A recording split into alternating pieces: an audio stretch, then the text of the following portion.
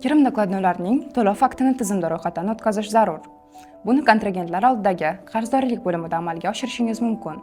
Bank ko'chirmasini yuklash orqali yoki shunchaki nakladnov to'langanini belgilash orqali.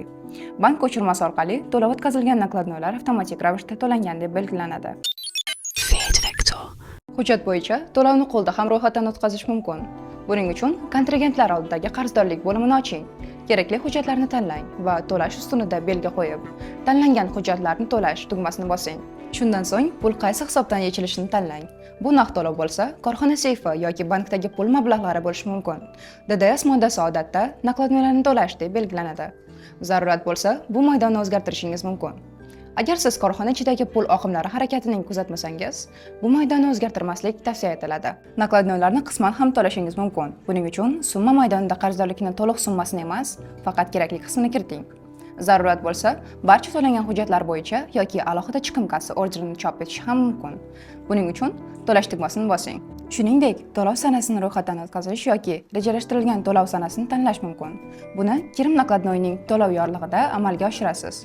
To'lov sanasi maydoniga sanani kiriting. Bunday nakladnov avtomatik ravishda to'langan deb hisoblanmaydi.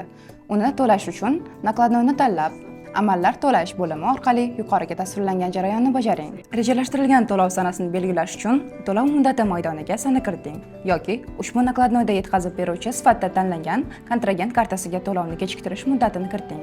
Bu holatda tizim to'lov sanasini nakladnov sanasiga yetkazib beruvchi kartasida ko'rsatilgan kunlar sonini qo'shib avtomatik hisoblaydi. Kirim nakladnovi bo'yicha to'lov muddatlari kiritilgandan so'ng, ularni to'lov kalendarida ko'rish va yetkazib beruvchilar oldidagi qarzdorlik to'lovlarini rejalashtirish mumkin. Muddati o'tib ketgan to'lovlar qizil rangda ko'rsatiladi. Qolgan to'lovlar esa siz qiziqtirgan davra tanlanganingizdan so'ng ko'rishingiz mumkin. To'lovni ro'yxatdan o'tkazish uchun hujjatni tanlang va to'lash tugmasini bosing. Siz kontragentlar oldidagi qarzdorlik bo'limiga yo'naltirilasiz va to'lovni amalga oshirish uchun yuqorida tasvirlangan bosqichlarni takrorlaysiz.